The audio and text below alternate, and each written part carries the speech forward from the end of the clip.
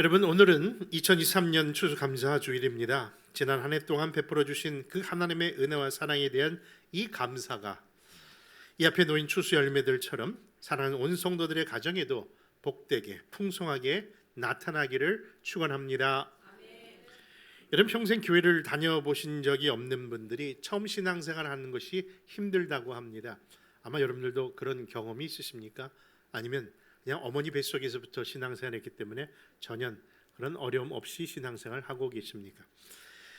의외로 처음 신앙생활을 하고 교회생활을 하는 분들이 제일 생소한 것이 뭐냐고 물어보니까요, 의외로 우리는 예배 시간에 또는 기도 시간 또는 찬양 시간에 그런 시간이 좀 생소하고 부담스러울 줄 알았는데요, 그것이 아니라 도리어 교회에서 행하는 그 감사의 의미와 감사의 표현이 너무나도 의아스럽다는 이야기를 들은 적이 있습니다. 여러분, 감사, 우리는 오늘 감사하다는 말을 참 많이 쓰고 있습니다만은 처음 오신 분들도 그 감사의 의미를 제대로 알고 쓰고 있을까요?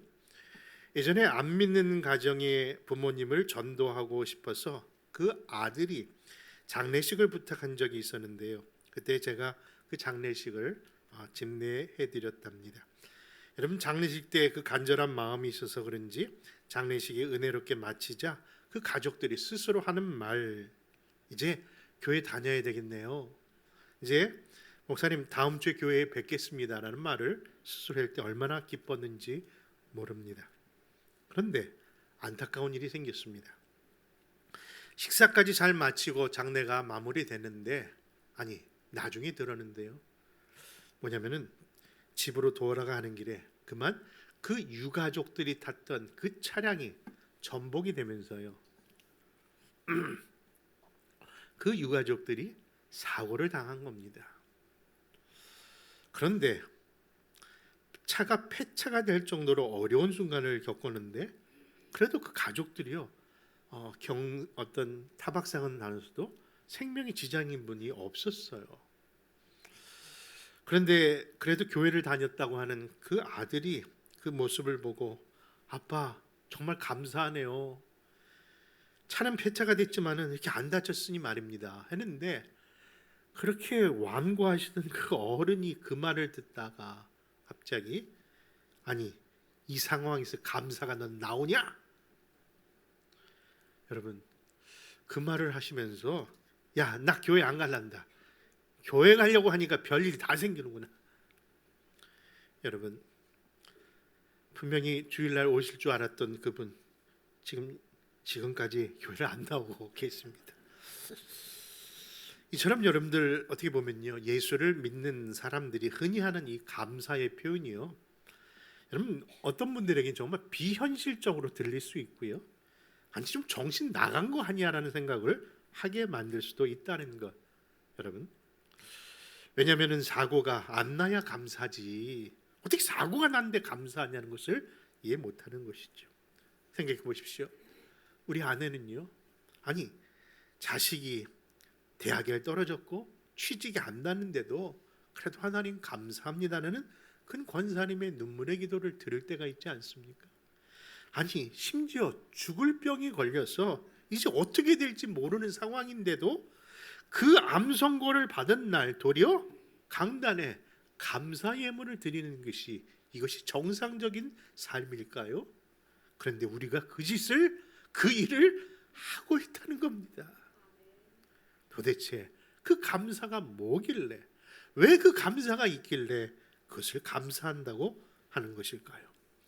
오늘 우리는 감사절을 맞이하여 감사합니다라고 표현하고 있지만 진정으로 왜 감사해야 되는지, 어떻게 감사해야 되는지 그 내용과 이유를 분명히 알고죠, 오늘 나의 기쁨, 나의 감사라는 제목으로 오늘 귀한 말씀 나누도록 하겠습니다. 여러분, 첫째요, 여호와 하나님을 인정하고 찬양하는 것이 감사인 줄 믿으시기 바랍니다. 이에 대한 말씀이 오늘 본문으로 삼고 있는 빌립보서 4장 10절인데요. 같이 한번 읽어볼까요? 시작. 내가 주 안에서 크게 기뻐함은 너희가 나를 생각하던 것이 이제 다시 쌓기남이니 너희가 또한 이를 위하여 생각은 하였으나 기회가 없었느니라. 여러분 히브리어로요 감사라는 단어를 찾아보니까요 그것은 토다라는 단어를 쓰고 있습니다. 그래서 하나님 감사합니다. 토다라바라고 표현한답니다. 하나님 감사합니다. 토다. 근데 그 토다라는 히브리어가 사실 그 동사인 야다라는 단어에서 파생된 그런 명사형이라고 하는 것을 들었습니다. 여러분 야다 토다라는 것은 들어본 것 같기도 하고 안 들어본 것 같은데 야다라는 말은 들어보지 않았습니까? 근데 그 야다라는 단어가 우리가 늘 쓰고 있는 우리가 늘 행하는 찬양하다는 의미를 갖고 있는 단어거든요. 그러니까 찬양한다는 것이 야다인데 그 단어가 토다에서 나왔다는 거예요. 여러분 서로 그 관련이 있다는 겁니다. 다시 말해서 하나님께 영광을 돌리는 그 모든 찬양의 내용이 바로 감사라는 것을 이야기하는 것 아니겠습니까? 심지어는 모세 오경에서도요. 그 야다라는 단어를 우리가 죄를 하나님께 고백하고 자백하는 것을 표현하기도 합니다. 이처럼 감사라는 것은요. 하나님의 존재를 인정한다고 하는 의미를 갖고 있는 것이고 그분을 향한 우리의 찬양 그리고 찬송 그리고 감사 예물 심지어는요 죄에 대한 고백까지 다 그분에 관련돼서 표현하는 감사라는 것을 알게 되는 겁니다. 그러므로 여러분 감사의 대상은 누구일까요? 바로 우리를 지으시고 우리를 만드시고 또 우리를 보호하시고 우리를 구원케 하시는 그분 바로 하나님의 영광을 돌리는 최고의 행위가 바로 감사요 찬양인 줄 믿으신다면 아멘 하시기 바랍니다. 그럼 그에 대한 말씀이 시편 50편 23절이 이것을 이렇게 증거하지 않습니까? 같이 읽습니다. 시작. 감사로 제사를 드리는 자가 나를 영화롭게 하라니 그의 행위를 옳게 하는 자에게 내가 하나님의 구원을 보이리라. 여러분 하나님께 영광 돌리는 최고의 방법이 바로 감사요 찬양임을 드러내고 있습니다. 우리를 지으시고 우리를 보호하시고 심지어 우리의 죄악을 사하시려 십자가의 사랑으로 용서와 구원을 허락하신 그 아버지에 대하여 여러분 우리가 마땅히 해야 할 바가 찬양이며 감사인 줄 믿는 겁니다.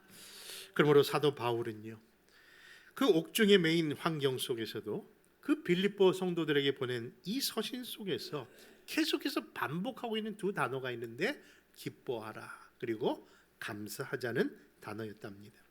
도대체 어떻게 그것을 할 수 있는 근거가 무엇일까요? 그 역시 그 찬양과 기쁨을 받으실 만한 그 하나님이 바로 선하시고 인자하시며 무한한 은혜의 하나님에 대한 신앙적 고백을 바로 그 빌립보 교회에 보낸 서신을 통해서 사도 바울이 하고 있었던 겁니다. 그런 의미에서 오늘 우리 추수감사절 예전에는요 이런 감사절마다 우리가 예배 때마다 했던 교동문을 하면서 우리의 신앙을 우리의 마음을 고백했던 것 같은데 그런 의미에서 우리 시편의 몇 가지의 말씀을 우리 서로 한번 교독해 보면 어떨까 해서 준비했습니다. 제가 시편 105편 1편을 선창하면요 여러분들은 2절을 여러분들 같이 외치십시오. 그리고 시편 107편 1절은 우리 같이 한번 그렇게 찬양으로 입으로 고백합시다. 제가 먼저 선창합니다. 여호와께 감사하고 그의 이름을 불러 아뢰며 그가 하는 일을 만민 중에 알게 할지어다. 그에게 노래하며 그를 찬양하며 그의 모든 기이한 일들을 말할지어다. 같이 합니다. 여호와께 감사하라. 그는 선하시며 그 인자하심이 영원함이로다. 그러므로 사랑하는 성도 여러분, 하나님을 인정하는 것이 감사이고 그 감사를 고백하는 것이 찬양이기에 하나님에 대한 존재와 하나님이 우리에게 베푸신 그 은혜를 정말 여러분들이 깨닫고 그것을 고백하신다면 반드시 오늘 하루만이 아니라 내 평생에 주를 향한 감사가 이어져야 할 줄 믿습니다. 두 번째, 여러분 자족함을 통해서 하나님께 감사하는 자 되시기 바랍니다. 오늘 본문 4장 11절과 12절의 말씀 찾아 있습니다. 시작. 내가 궁핍함으로 말하는 것이 아니니라. 어떠한 형편이든지 나는 자족하기를 배웠노니 나는 비전에 처할 수도 알고 풍부에 처할 줄도 알아. 모든 일 곧 배부름과 배고픔과 풍부와 궁핍에도 처할 줄 아는 일체의 비결을 배웠노라. 여러분, 지금으로부터 50년 전만 해도요, 우리 사람들이 살아가는데 반드시 필요한 그 생활 조건은요, 그저 18가지만 있으면은 되었다고 합니다. 그러니까 아무리 없어도 그냥 18가지만 있으면은 그냥 살 수 있었다는 거예요. 50년 전만 해도. 근데 50년이 훨씬 지난 지금 이 시대에 몇 가지가 있어야 살 것 같습니까? 그 조사해 보니까요, 496가지는 있어야 산다고, 예, 그렇게 조사가 나왔다는 얘기를 들었습니다.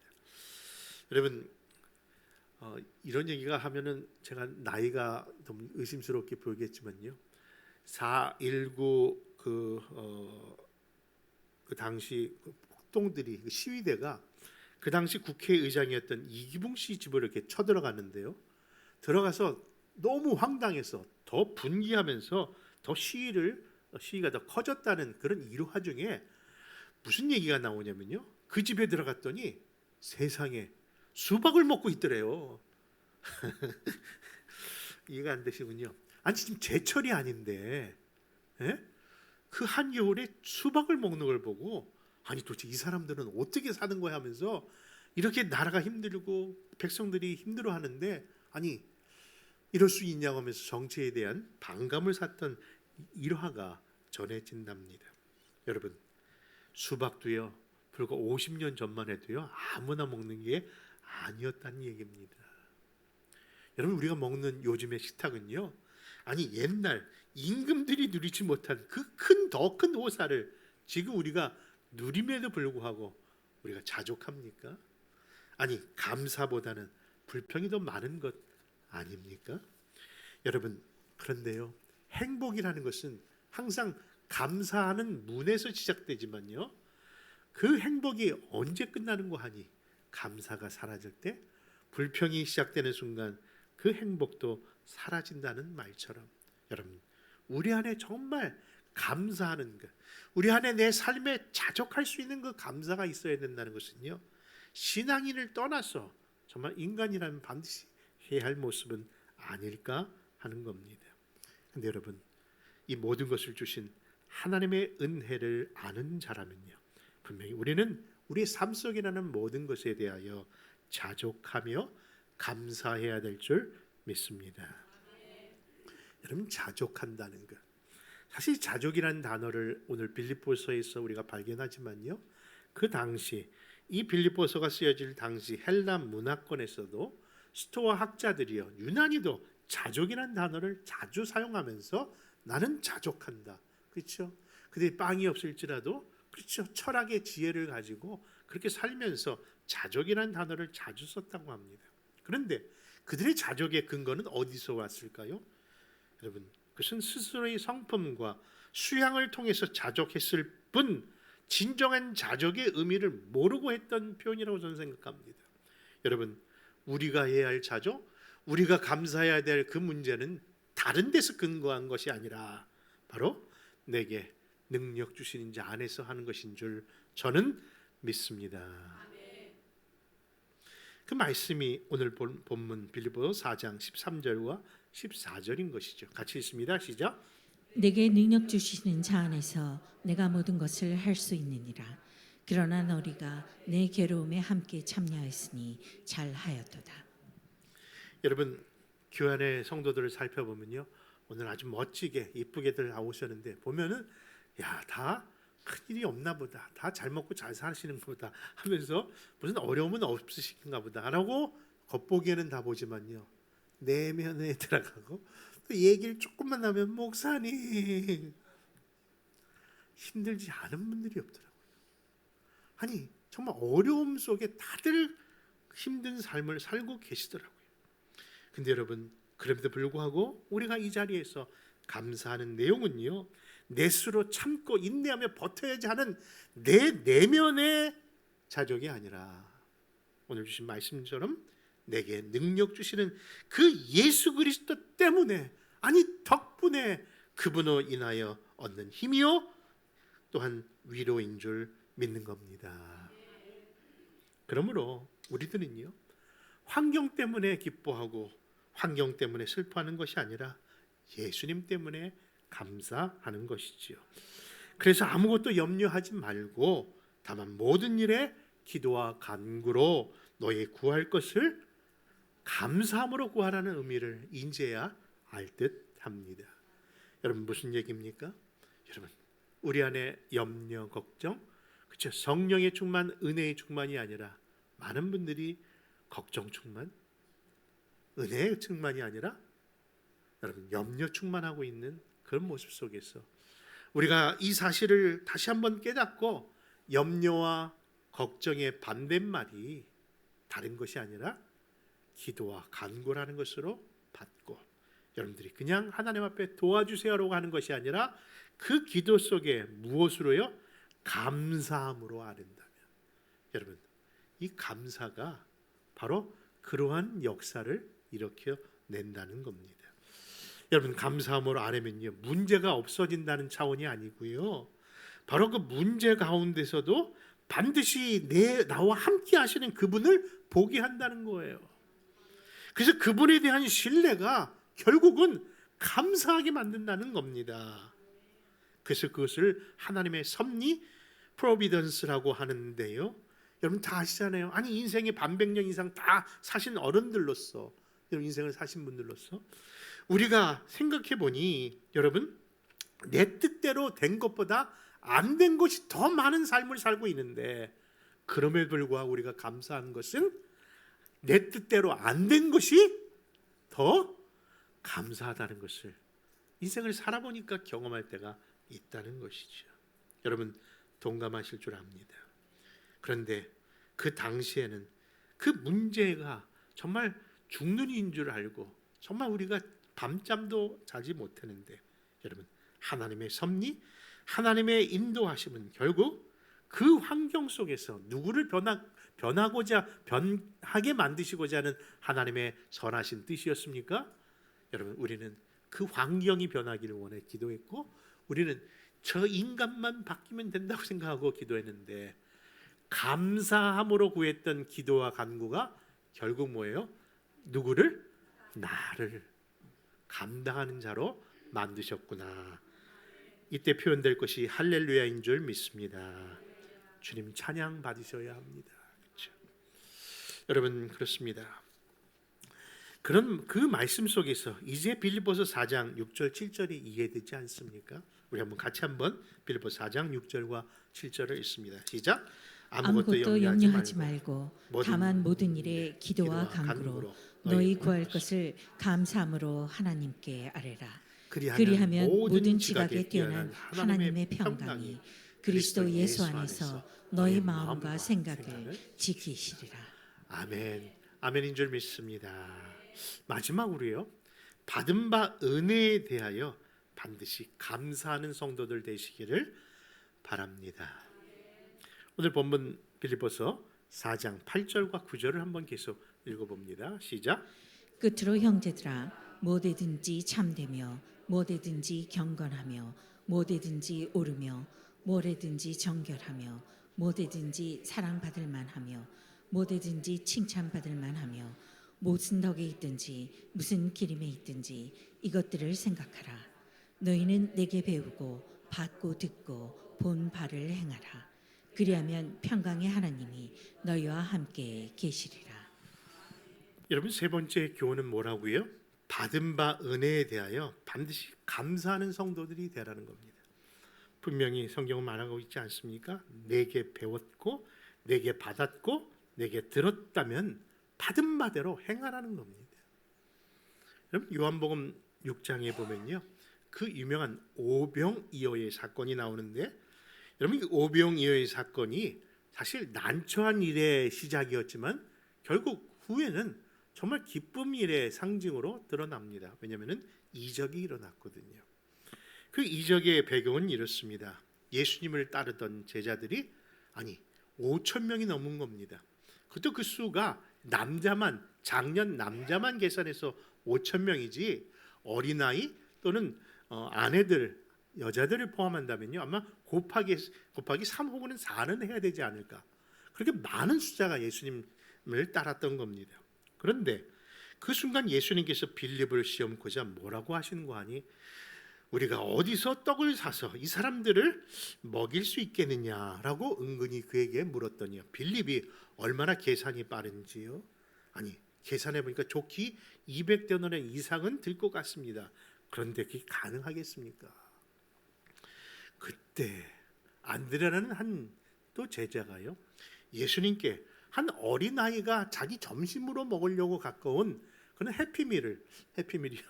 그런 적은 양의 음식을 예수님 앞에 올려드리는 겁니다. 그 뚜껑을 열어보니까 뭐가 들었어요? 5병 2여. 그래서 그거를 뭐라고 해요? 물고기 3마리요. 물고기 2마리요. 보리떡 5개. 네, 뭐 3마리만 어떻습니까? 네, 하여튼 이게 적은 양이라는 거예요. 그러니까 작은 떡, 적은 양의 그런 어린 아이가 먹을 수 있는 그런 적은 양의 음식을 예수님 앞에 이렇게 보이면서 근데 이 많은 사람에게 이게 얼마나 되겠습니까? 라는 그런 실망과 아심의 표현으로 그렇게 올려드린 것이죠. 그런데 우리 예수님께서 그 적은 떡과 작은 물고기를 받으신 후에 갑자기 사람들에게 앉게 하는 겁니다. 앉으라고요. 그리고서 하시는 것이 그 떡을 가져 축사하신 후에 그 떡과 물고기를 그들에게 나누어 주시는데 얼만큼? 이만큼씩. 왜냐하면 그 적은 거로 5천 명을 나누면은 이만큼씩 줘야 되잖아요. 그래서 우리가 천국 가서 반드시 그걸 어떻게 했는가를 한번 확인을 제일 먼저 가서 해야 될 문 중에 하나인데 얼만큼? 이만큼이 아니라 성경에 보니까 그들이 원하는 만큼. 여러분 저를 보시면 알지만 저는 웬만하면 배가 안 차는데 여러분 모든 사람들이 만족할 만큼을 다 떼어 먹었다는 거예요. 그런데 더 놀라운 것은 남은 조각이 몇 광주리? 12광주리가 될 정도로. 아니 그 적은 떡과 작은 물고기가 어떻게 이런 일을 할 수 있었을까요? 그렇다면 여기서 오늘도 여러분들이 하나만 묻겠습니다. 여러분 예수님께서 그 적은 떡과 작은 물고기를 들고 축사하셨다고 하셨는데 여러분 그 축사가 무슨 뜻입니까? 다 같이 감사했다는 거예요. 영어로 보니까 give thanks. 여러분 지금 뭐에 대한 감사라고요? 아니 이거 갖고 이게 뭐가 되겠습니까? 아니 누구 코에 발라도 이게 될 문제가 아닌데 근데 그 적은 것, 그 작은 것을 가지고 우리 예수님께서 하나님께 뭐 했다고요? give thanks. 하나님 감사합니다. 그런데 그 감사합니다의 축사가 끝나고 때니까 뭐가 됐다고요? 모든 사람이 만족할 만큼 먹고 남은 것이 12광주리가 되었다는 오병이어의 기적의 역사를 성경이 얘기하고 있는 겁니다. 여러분 그런 의미에서 감사가 무엇인가? 감사라는 것은요 받은 것을 아무리 적어도 아무리 부족해도 받은 것을 받았다라고 표현하는 것이 감사구나. 예수님께서 그것이 얼마나 되겠습니까? 아시는데도 불구하고 이것 주신 것 뭐 했다고요? 감사했는데 감사가 무엇을 낳았다고요? 이적을 낳은 거예요. 여러분 예수님께서 그 일을 우리 삶 속에 매일 보여주고 계시잖아요. 생각해 보십시오. 주기도문에서 예수님이 이렇게 기도하라. 그것은 이렇게 살라고 하시는 말씀인데 그 말씀의 대표적인 것이 뭐예요? 어쩌다 한번 먹는 랍스터나 그런 뉴욕 스테이크에 대한 그 감사가 아니라 뭐에 대한 양식? 매일 먹는 정말 적은 것. 누구에게는요 한 끼를 때우는 것만으로 감사하는 그 일용할 양식에 대하여 뭐 하라고요? 감사하라고 하셨는데, 여러분, 그 일용할 양식이 감사가 이어지면서 무슨 양식으로? 매일의 양식으로, 여러분의 연수의 그 시간과 함께 한 번도 거르지 아니하고 하나님께서 그 양식을 공급하는 것이 기적 아닙니까? 여러분, 그렇습니다. 하나님께서는요, 받은 것을 받았습니다, 감사합니다는 그 고백을 통해서 하나님께서 이적을 계속해서 공급의 이적을 허락하신다는 거예요. 오늘도 제 실수담을 좀 말씀드리면서 오늘 말씀의 결론을 삼을까 합니다. 제가 가난한 전도사 시절이 있었는데요, 생활비도 학비도 어려운 상황이었을 때 그래도 하나님께서 내가 너와 함께하마, 내가 너를 책임져 주신다. 그래서 하나님을 무슨 하나님? 주책이 하나님이라고 늘 기도하면서 주님 책임져 주십니다, 주님. 그리고 시작된 저의 신앙 여정을 보면요, 하나님이 정말 먹여주시고 입혀주신 것이 늘 있었습니다. 지금 오늘 제가 평상시 안 입는 어깨가 넓은 옷을 입고 하는데, 이것도 하나님께서 허락하신 것에서 감사해서 한번 입고 하는데요. 근데 제가 왜 이 말씀을 드리는고 하니, 그런 어려울 때마다 하나님께서 때를 따라 공급해 주시는 은혜가 있었는데, 제 평생에 가장 기뻤던 그런 도움을 받은 때가 있었답니다. 그것은 바로 다른 것이 아니라, 제가 신학교 그리고 홀로 생활을 할 때 저의 생활비를 돕겠다고 어떤 분이요, 매달 600불씩을 주시는 거예요. 언제요? 30년 전 얘기입니다. 그때 당시 600불이면요 결코 적은 돈이 아니에요. 얼마나 고맙고 기쁘고 감사했는지 정말 하나님 감사합니다. 그리고 그분이 누군지를 알았기 때문에 너무 감사했고, 교회에다 헌금을 해주시면서 저에게 돌려주시는 것에 대하여 너무 감사했습니다. 그런데 어느 순간부터 그것이 계속 반복되다 보니까 뭐가 사라져요? 어떻게 하십니까? 제가 그런 사람입니다. 아니, 감사가 사라지니까 당연하다고 생각하면서 당연하다는 것에 더 이상 감사가 없더라고요. 여러분, 그런데 그걸 누가 알아요? 주는 사람은 알더라고요. 이 사람이 정말 감사하고 있는지 그냥 받는 건지. 그런데 아니라 다를까 안타깝게도요, 6개월째 딱 지나서 더 이상 돈이 안 오는 거예요. 그렇다고 또 왜 안 주냐고 또 얘기는 못 하잖아요. 그런데 제 3자를 통해서 이런 얘기를 듣게 되었습니다. 아니, 저 친구는 저도 감사할 줄 모르는 것 같아. 받았으면 뭔가 받았다는 표현을 해야 되는 것 아닌가라는 얘기를 들은 겁니다.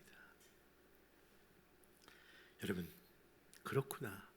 감사라는 것이 왜 중요한가? 감사는 뭐라고요?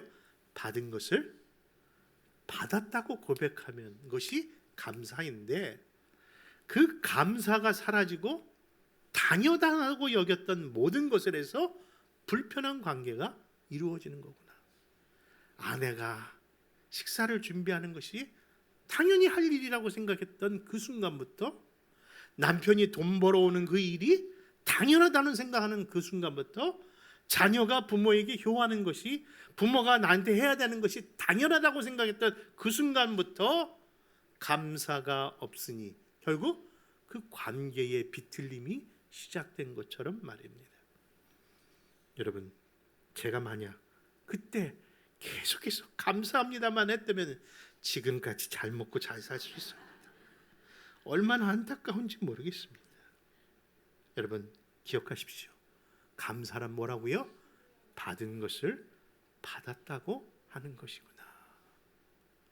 사랑하는 권사님이 그렇게 음식을 맛있게 밑반찬을 해주시는데 요즘 왜 안 주시는가? 그 이유는 감사할 줄 모르고 받은 것에 대한 감사가 사라지는 순간부터 그분도 해주고 싶지 않은 것이죠. 여러분, 하나님이 그러시다는 거예요. 여러분, 하나님은요 지금도 누구를 찾냐면요, 나에게 정말 감사하는 자가 누군가를 찾고 계십니다. 왜 그런지 아십니까? 그에 대한 증거가 누가복음 17장에 나오는데, 10명의 나 환자들을 고쳐주신 예수님께서 그들의 깨끗함을 제사장에 보이라고 했는데, 그것을 보이고 나은 자들이요, 진짜 예수님께 돌아온 자는 오직 한 사람밖에 없으면서 뭐라고 하셨는지 아십니까? 여러분, 누가복음 17장 17절과 19절입니다. 시작. 예수께서 대답하여 이르시되 10사람이 다 깨끗함을 받지 아니하였느냐? 그 9은 어디 있느냐? 이 이방인 외에는 하나님께 영광을 돌리러 온 자가 없느냐 하시고, 그에게 이르시되 일어나 가라, 내 믿음이 너를 구원하였느니라 하시더라. 여러분, 내가 고침을 받았다면, 내가 이 어려운 가운데서도 하나님의 은혜로 산다는 것을 진짜 안다면요, 받은 것에 대하여 감사합니다가 바로 하나님이 찾으시는 영광이고 우리의 신앙적 태도임을 잊지 마시기 바랍니다.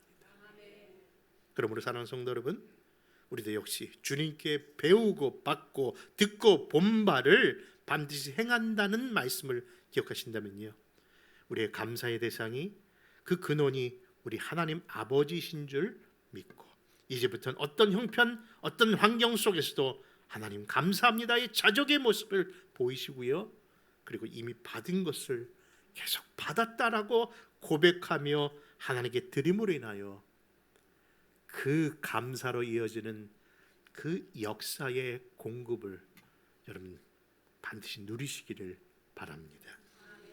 또한 그 누림이 나로 끝나지 아니하고 또 다른 사람의 감사로 이어지도록 그런 교회와 가정과 성도들 되시기를 주 예수님으로 축원합니다.